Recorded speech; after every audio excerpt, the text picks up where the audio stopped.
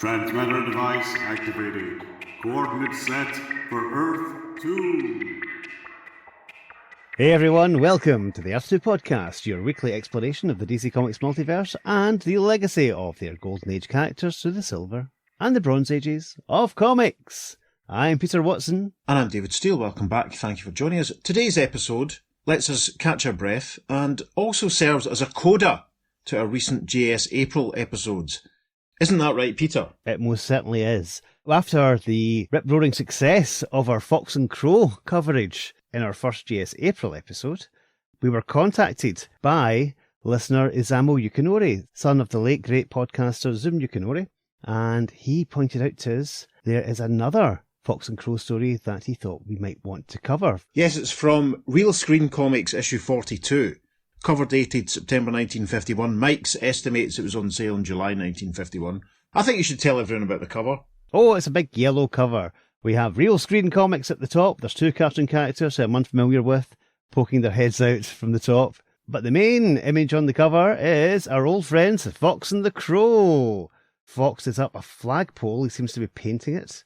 And there's a woodpecker chipping away at this flagpole. Fox is looking very distressed. And of course, it's Crow who's holding the birdcage because obviously it's his woodpecker. Oh, that crow. That's very interesting. That's almost some foreshadowing of elements of the story we're going to cover. It certainly is. The cover isn't really relevant to the story we're going to do, but it's quite short and it's quite an interesting one, and I'm very, very glad it was suggested. So shall we begin? Let's do so. Our opening splash image doesn't take up the full page, takes up most of the page. The Fox and the Crow logo, that beautiful countryside location, and we see the Crow leaning out of the first floor window of his abode, which is, he lives in a tree, obviously. You can see the name plate reading Sea Crow, and he's already got a cigar in his gob, and he's looking through a telescope, and he's saying, "Before I think up some real nasty underhanded chiseling trick, I better make sure Foxy's home." Ah, there he is. And there's a swoosh, zoom, as he cuts down from the first floor to leave the door of his comfortable-looking abode.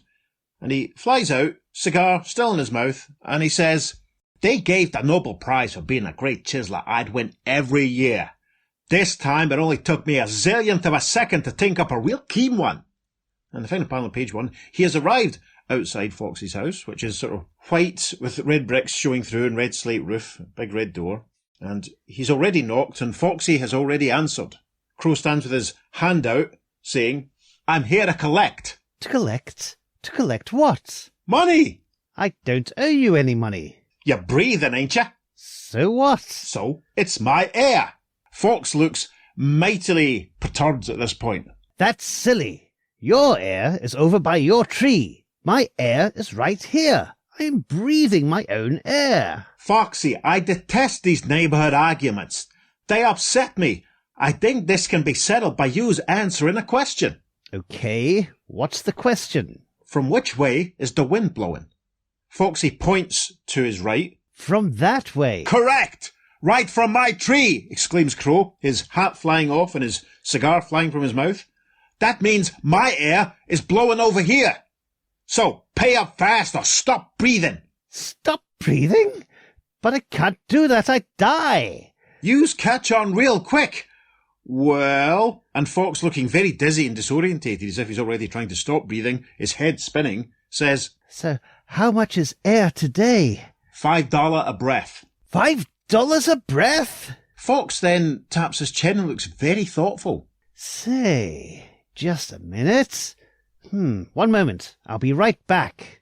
And a very smug-looking Crow remarks, "Make it snappy. Yous have already breathed $50 worth of air." We cut to inside Foxy's house, and there's a large pile of comic books on the floor in front of him. I can empathise. He's looking through one issue. From what we can see, it's called The Fox and the Crow. At least it looks like it is.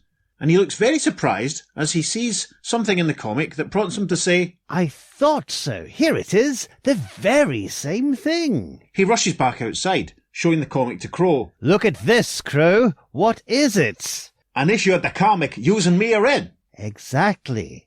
And it shows that you pulled this air-chiseling stunt on me before. Now scram, you fraud. The air belongs to everyone." And with a violent slam, Fox closes the door, sending Crow flying backwards as a result. his hat popping off, cigar once again flying out of his mouth. Take a drink, listeners, every time the Crow's hat flies off or the cigar falls out of his mouth. The next panel, Crow takes flight, saying, I thought that chiseling idea came awful easy.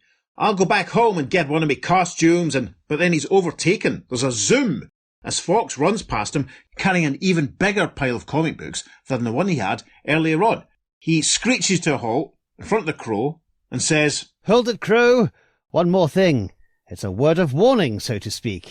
With a pile of comic books balanced in his hand, Fox leans in towards Crow and says, If you're planning to go home and don one of your many disguises, you'll be wasting your time, because I have every issue of Real Screen Comics, and I can check on any costume you ever owned or used on me. Ha! Crow is astonished. You've guessed it. His hat flies off and his cigar evacuates his mouth. He looks very dizzy in the next panel. He gets a close-up as he says, What a revolting development this is! What started out to be a simple little chiseling sortie has ended up in calamity.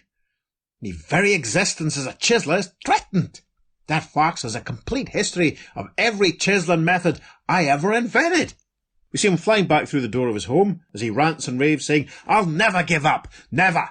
He can't stop me, even though he's the sacred secrets of me trade. I'll create new ones, and I'll do it now, too. There is a slow dissolve. So? Crow is inside his house. We see that he has applied a fake moustache, long droopy fake moustache. He's wearing a different, taller hat. It's a nice blue as opposed to the usual brown. And we see that he's standing on a pair of stilts, tucked into a large pair of clumpy brown boots. He's also manoeuvring his arms into the sleeves of an incredibly long, purple sort of coloured coat, which reaches down to the floor and will obviously cover up the stilt. He is saying, Ha ha ha!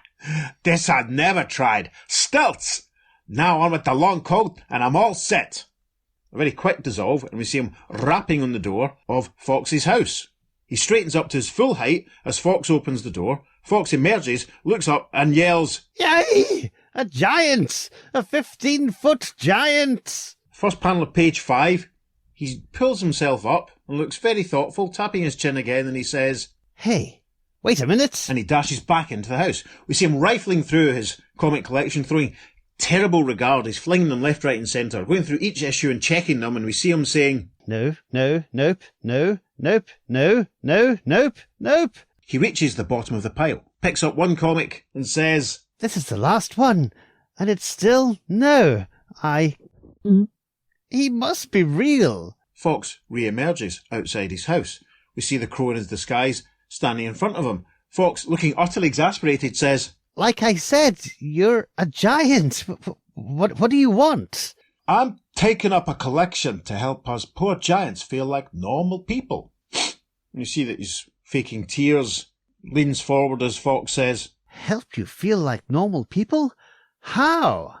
By having ditches dug all over so's we can walk in 'em and be the same height as other folks, then we'll feel normal. How about $5? Fox, looking very cunning, points up at him saying, Don't rush me. I want to make sure this is on the level.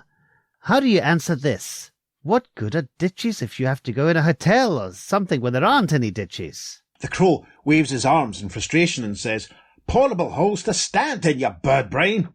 And Fox, looking very dizzy and confused, holds out a $5 bill, saying, Yeah, that figures. Okay, here's... And Crow reaches for it, thinking, I've done it. And what neither of them see at this point is that a very small woodpecker has alighted on the back of the Crow's coat.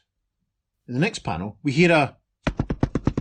And Fox snatches back the $5, saying, Wait, what's that? And they both see at the same time the woodpecker tapping away through the Crow's coat, attacking his stilts. Fox exclaims, Huh? And then Fox whips open the coat, revealing the stilts inside.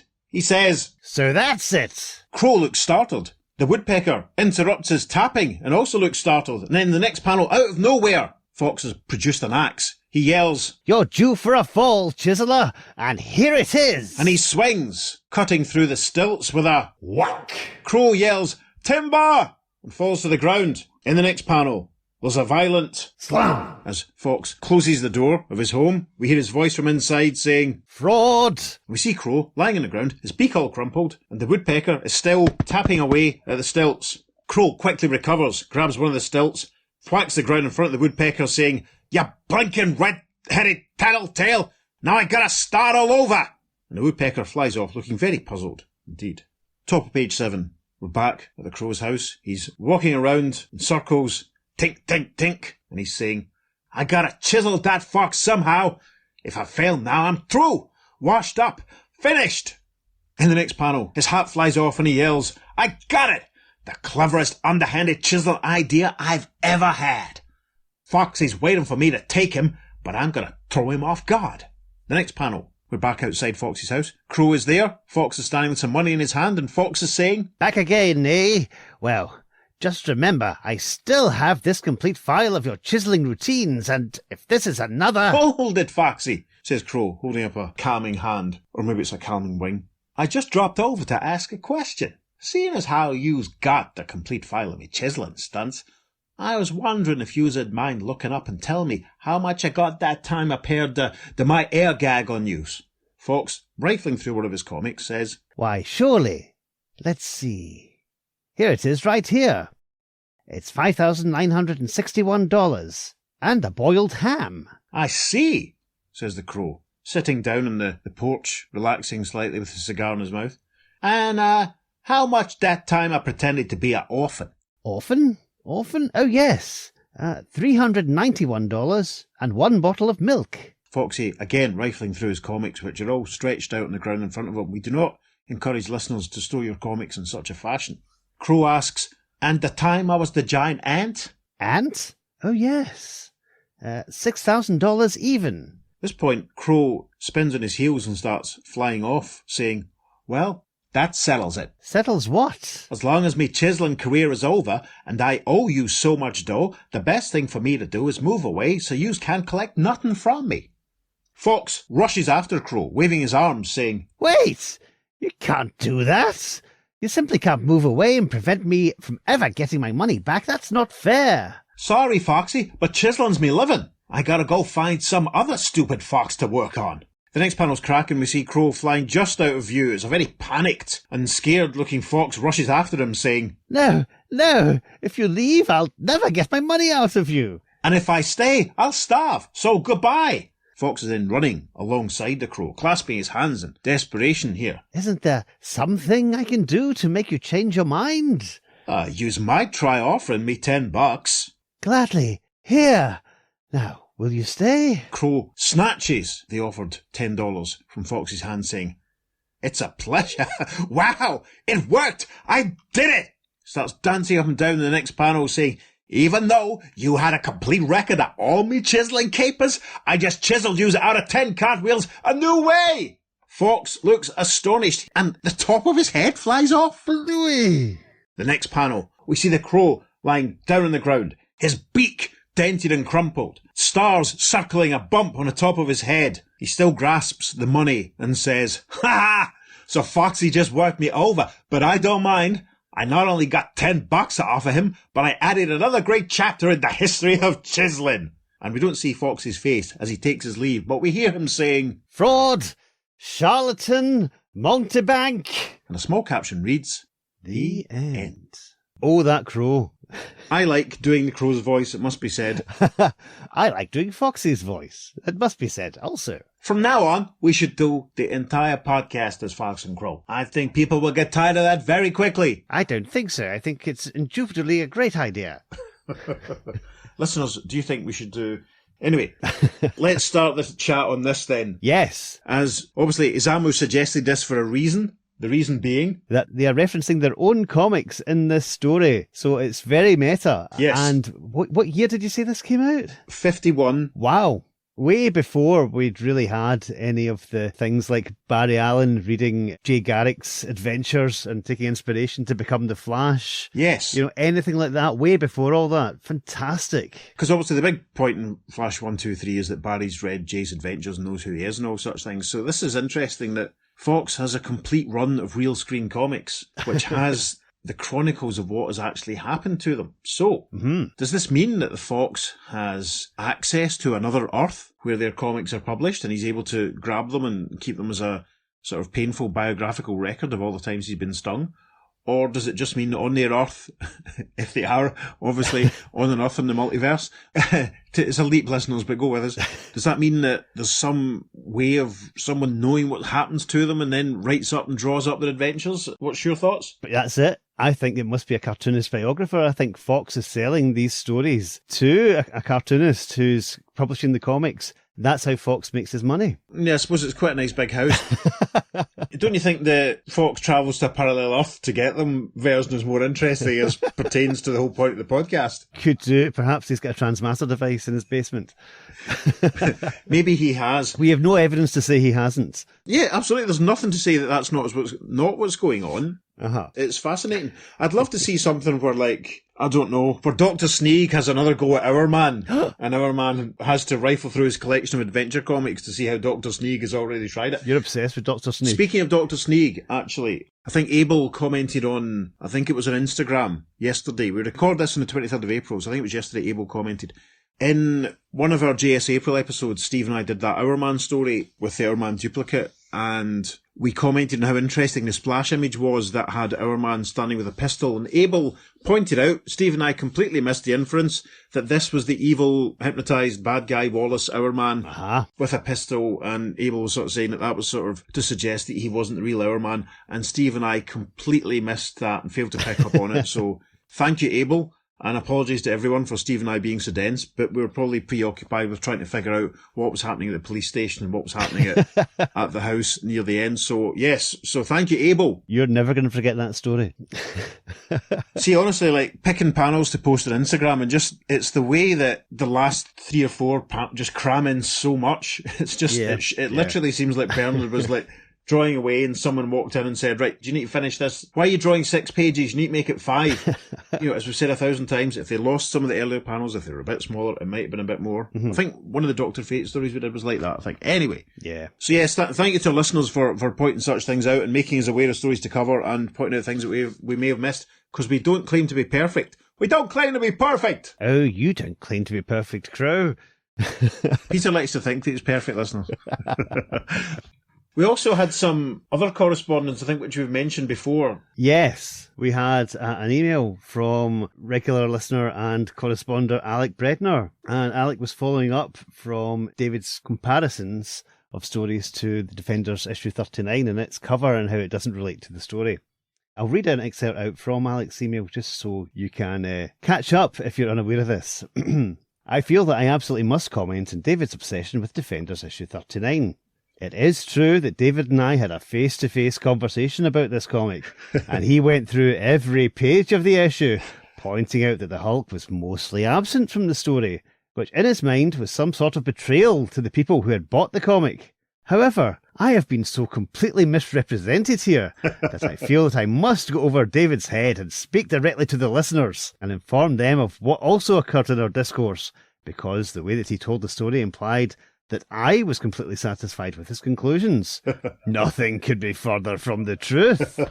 As I pointed out to David at the time, the Hulk appears in 3 panels in the story. 3 whole panels, which totally disproves the theory that the story is a little light of Hulk material. Was he convinced? Not a bit of it. He continued with his obsession as if the whole force of his logic was proof positive that he was totally correct. Now, fellow listeners, I do get it. Sometimes life disappoints you, but we all just have to learn to get over it. This false cover promise is not a new thing in comics. In fact, it goes back to the Golden Age, the cover of Captain America #1, one of the most iconic and famous covers in comic book history, and it shows Cap punching Hitler in the face. But this doesn't actually happen in the comic. Not one panel inside the comic replicates the cover action. So, when this was published, did the American reading public obsess about this minor plot malfunction? Not a bit of it. They just patriotically kept purchasing subsequent issues of this magnificent Simon and Kirby series. So, in conclusion, I will defend the right of every comic book company to pursue life, liberty, and to have the freedom to publish totally misleading information on the covers of their periodicals. Yours sincerely, Alex Bredner. David, your response? Alec and I have spoken since, I think though, I don't think it's an exaggeration to say that he broadly agrees with me that Defenders issue 39 is unrepresentative.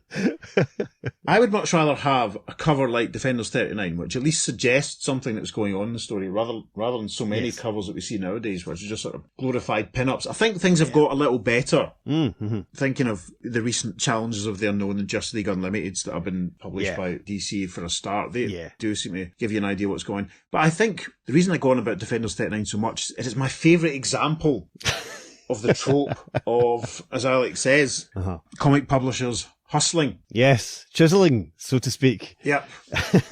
And actually, mentioning Alec, when he was in the shop the other day, he and I were chatting, and obviously in the future, Peter and I are going to be covering the Superman versus Muhammad Ali tabloid edition. Yes. Mm-hmm. And Alec's planning to write an article on it, and he was asking me if I had any clue. Now, listeners, we'll throw this out to you, because some of our listeners are very well informed.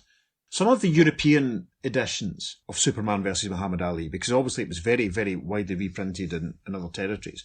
In the bottom right-hand corner of the front cover, you can clearly see Jimmy Carter amongst the crowd of celebs in the audience watching the battle, as it were.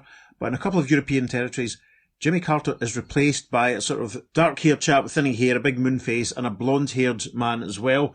Alec and I have been unable to find out who these people are. Listeners, if you're more informed or have an idea or a suggestion who they could be, I've pinned the tweet on my own Twitter at DavidSteele, and I've retweeted it from the podcast Instagram. I'll maybe stick it on the Instagram story as well. If anyone's got any suggestions or information on who these people could be that have replaced Mr. Kara, that'd be very helpful. We can let Alec know. You should mock up a wanted poster. Wanted information on, have you seen these Who's this guy? I mean, I'll probably end up posting on one of the Facebook groups as well, just sort of seeing, but Alec's a friend of ours. We'd like to help him out. And so Absolutely, if any listeners have any info, let me know. Fox and the Crow, will they ever be back? Oh, who can say? We shall certainly see if we can rustle them up again, because they are fantastic fun to do. Yes, very much so. Yeah, I would love to have a full set of real screen comics, actually. That'd be wonderful. Wouldn't it be great? Absolutely wonderful. It'd be a great bit of reading. It'd be a lot of fun. No idea where to put them or store them or anything like that. But thing is, they appeared over several titles. They appeared in Comic Cavalcade as well, right. and their own series, Fox and Crow. So I'm guessing that Fox has got all of them. It's just the real screen that he was showing, because obviously that's the series that they were in that story. That's a thought, actually. I mean, if he's got every issue of Comic Cavalcade, would he just have the ones they were in, or would he have the earlier ones with the Flash and Green Lantern and Wonder Woman? That's an interesting thing to think about. I wonder if he's got any Sensation Comics, or All American, or Action, or Detective. We'll have to see if there's any other stories where other characters meet people called Fox and Crow. Challenge extended, Mr. Watson. Off the top of my head, there are. Listeners, can you think of any stories where DC Comics superheroes meet characters called Fox and Crow? If so, you can write to us and let us know. You can email us at theearth2podcast@gmail.com. Make sure you follow us on social media, because we're putting up some lovely bonus content for this and indeed every episode. On Facebook and Instagram, we're at the Earth 2 Podcast, and on Twitter, we're at podcast_Earth2, and it is the number 2 for all of our socials. It certainly is. As I will say at this point, listeners, if you're enjoying what we do, please consider going to wherever it is you receive your podcasts and leaving us a positive review, or tell your pals, or spread the word, or share any of our social media posts. We got quite a lot of posts shared during JS April by quite a lot of people, so we're very grateful. Thanks again to Isamu for suggesting that story. We really enjoyed it. If you've got any other suggestions you want to make, don't be shy. Samuel gave me quite a lot of information about Green Lantern's Oath, which I alluded to the other week, but I'll save that for a recap of that for the end of the year episode, as promised. So yeah, thanks again. On that bombshell, I've been Peter. And I've been David. We'll see you soon on the Earth 2 Podcast. Transmatter Cube activated. Return coordinates set for Earth Prime. We see the Crow lying down on the ground. His beard... Nothing worse than a crumpled beard, is there, listeners?